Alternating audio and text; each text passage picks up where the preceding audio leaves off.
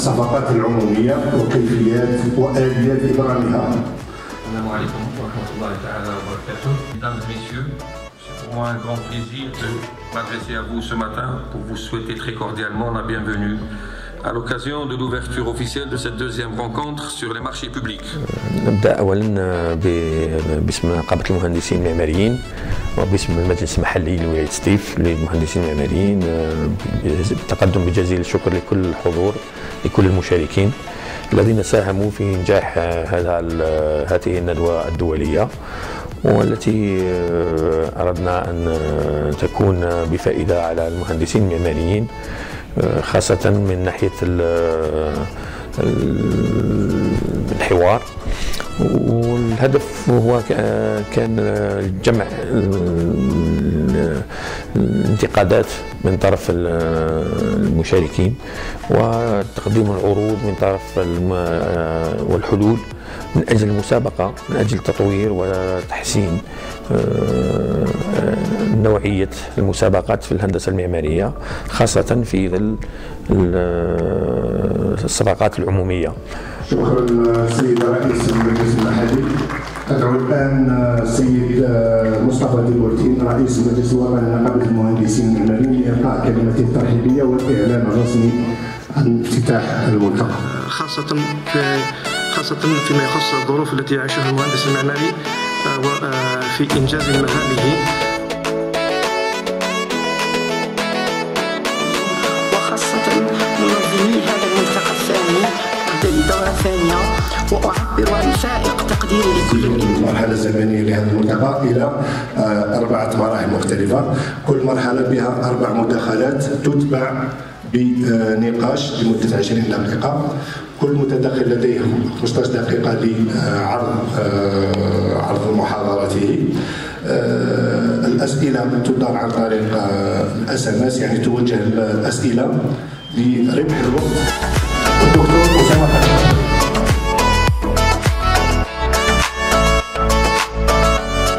Et c'était seulement eux qui pouvaient répondre aux appels d'offres lancés par les villes.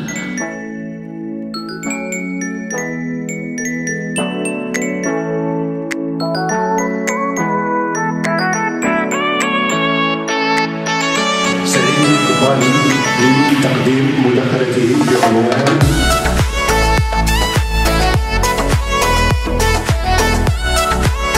الرحمن الرحيم. أشكر المجلس المحلي لولاية سطيف لهذا الملتقى في المسابقة في الهندسة المعمارية.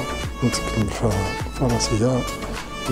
Le concours d'architecture c'est-à-dire un événement qui est important pour la promotion de l'architecture. Le décret législatif sur la 9407 sur la production architecturale, son premier article, c'est-à-dire insiste sur la promotion de l'architecture et de l'architecture évidemment de qualité. Quant à l'expérience, disons, de ces dernières années en matière d'architecture et d'urbanisme, évidemment les besoins pressants et croissants sociaux ont fait que les programmes ont été réalisés un peu dans des situations d'urgence et pour satisfaire le maximum de demandes. Ceci dit, rien n'empêche la qualité, parce que la qualité de l'architecture et du cadre urbain et aussi le gage pour le cadre de vie futur. Il ne suffit pas d'habiter, il suffit de vivre dans un environnement qui soit sain, qui soit, disons, bien intégré, où la société, les individus puissent vivre ensemble. Donc c'est l'objectif, si l'on veut, de la production architecturale. Maintenant, le concours, évidemment, est un passage qui est reconnu à travers le monde, et qui permet la promotion de l'architecture et par la qualité, par le choix de la meilleure œuvre.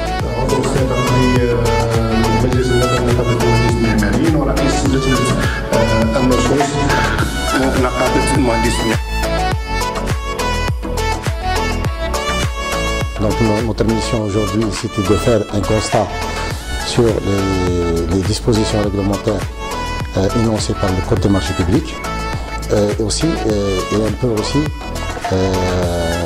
relever toutes les insuffisances du Code et porter à qui de droit nos recommandations et pour un éventuel changement pour atteindre les objectifs d'un Code des marchés publics qui est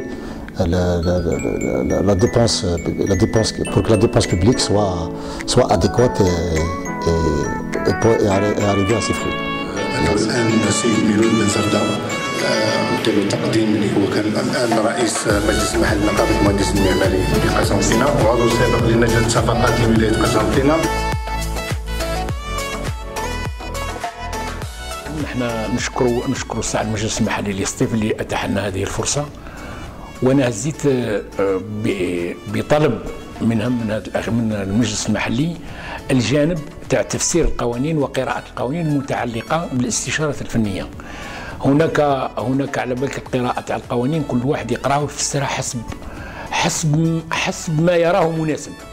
احنا طلبنا جبت بعض الأمثلة تاع قراءة اللي دارتها الإدارة وقراءة اللي درناها احنا ما نطلبوش حاجة كبيرة، احنا نطلبوا قراءة ما نقولوش هذه القراءة الصحيحة والله هذه اللي ماشي مليحة، احنا نطلبوا قراءة تكون بالترافق مع بعضنا برك، قراءة متوافقة بين المعنيين وتولي بارتنير اللي يدخلوا في البناء، قال للمهندسين المعماريين أصحاب المشاريع الإدارات، ونديروا قراءة واحدة ونوحدوا قراءتنا لكل جل القوانين وجل المراسيم وكل التشريعات، حتى ما نروحوش للمسابقة ولا نروحوا للمشروع وحنا ديجا متفرقين، حنا نديروا نفس القراءة بنروح نفرقنا، هذا هو الهدف، وبلغنا لي بوفوار بوبليك بهذه القضيه وماذا بيا نهزوها بعين الاعتبار وشكرا.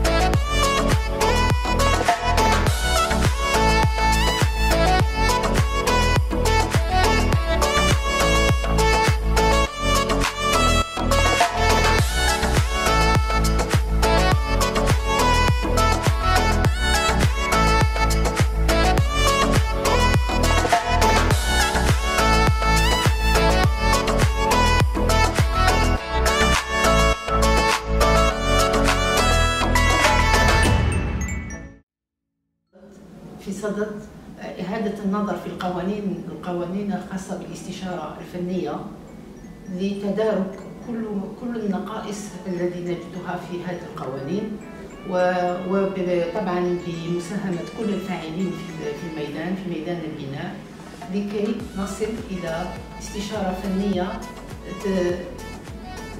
نجد فيها كل الأجوبة على كل الانشغالات المهندس أو الإدارة وكذلك يكون عندنا حكم راشد في مدننا.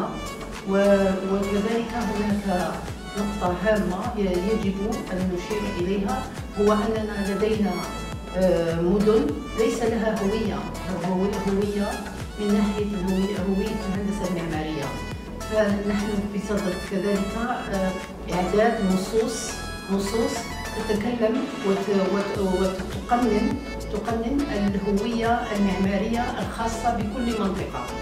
لديها أهمية كبيرة en matière de concours d'architecture qui est la clé de la qualité.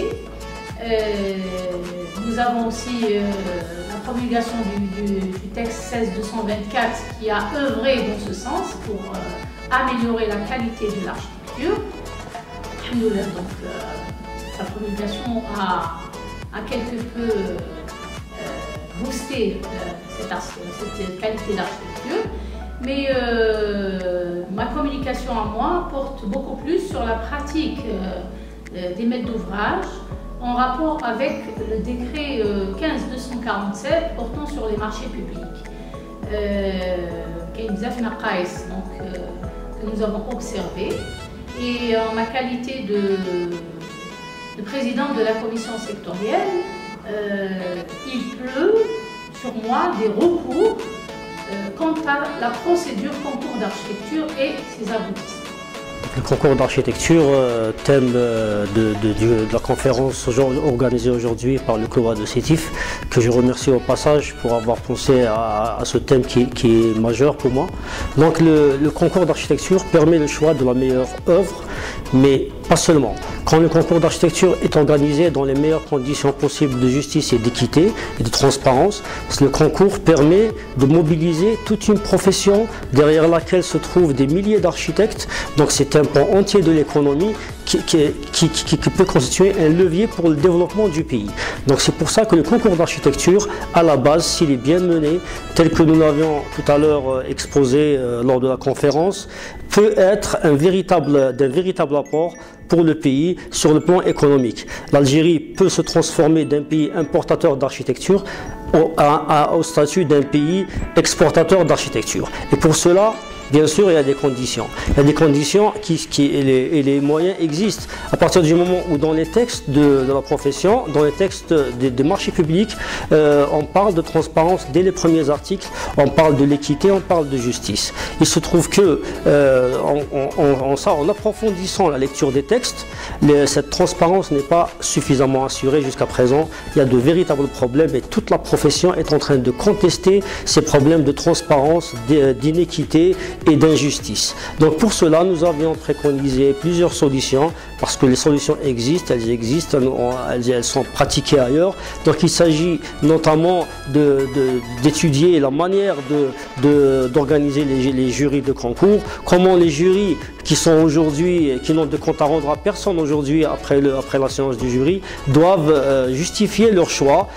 C'est de cette manière qu'ils doivent rendre compte à la société en rédigeant des rapports, en justifiant pourquoi le choix d'un candidat et pas un autre. Et de cette manière, et bien d'autres solutions que nous avions développées tout à l'heure, c'est de cette manière et seulement de cette manière qu'on peut arriver à faire en sorte que le secteur de l'architecture puisse être rentable sur le plan économique pour le pays. أولا نشكر المجلس المحلي لولاية سطيف على تنظيم هذه التظاهرة، وهو الذي عودنا كثيرا لتلك هذه المبادرات. جاء هذا الملتقى أولا لجمع كل الفاعلين في الميدان، سواء مهندسين معماريين أو إداريين، وذلك لطرح انشغالات الطرفين والتي جاءت استجابة لطموحات بعض المهندسين في قضية في مطلب الجودة في الإطار المبني. كانت مداخلتي حول نزع الملكية عن الصفقات أو الصفقات العمومية كمطلب وكشرط أساسي لتحقيق الشفافية، فهي ضمان لإحقاق الشفافية في إصدار الصفقات العمومية، ولا سيما منها المسابقات المعمارية. حبيت قبل كل شيء نشكر المجلس المحلي بالصيف والمجلس الوطني لنقابة المهندسين المعماريين بالجزائر على الدعوة للمشاركة في هذا الملتقى الجد مهم، لأنه موضوع المسابقات المعمارية الحقيقة هو في قلب ممارسة مهنة المهندس المعماري في مظهرها الأرقى معناها، وهذا علاش معناها كانت المشاركة مهمة جدا. وشفت الأخيان المداخلات زاد اللي صارت كلها معناها مداخلات راقية وممتازة. حاولنا معناها باش نعطيو بسطة على معناها قواعد الاتحاد العالمي للمهندسين المعماريين في تنظيم المناظرات المعمارية، وزاد كيف على المناظرات المعمارية في تونس. تونس عندها تاريخ فوق 30 سنة من المناظرات المعمارية، فيها 30 سنة هذه صارت حاجات باهية وحاجات سيئة نتعلموا منها باش نحسنوا، باش يكون معناها المناظرات معناها تكون أحسن، ويكون النتيجة والتأثير متاعها على النسيج العمراني يكون أحسن. المضمون تاع اللقاء في حد ذاته اللي هو الكونكور داركتيكتور دون ليكول دي مارشي بوبليك، وهو موضوع الساعه، موضوع جد حساس وواقعي. لذلك احنا بالتشاور مع المجلس المحلي لنقابه المهندسين لولايه سطيف on a insisté باش نديروا لو تيم دو سو سيمينار sur le code des marchés publics ولا le concours d'architecture sur le code des marchés publics. Pour la simple raison parce que في الوضع الحالي المهندس المعماري ما عندوش il y a plusieurs contraintes, il y a plusieurs problèmes اللي تفرينيه ولا qui le freinent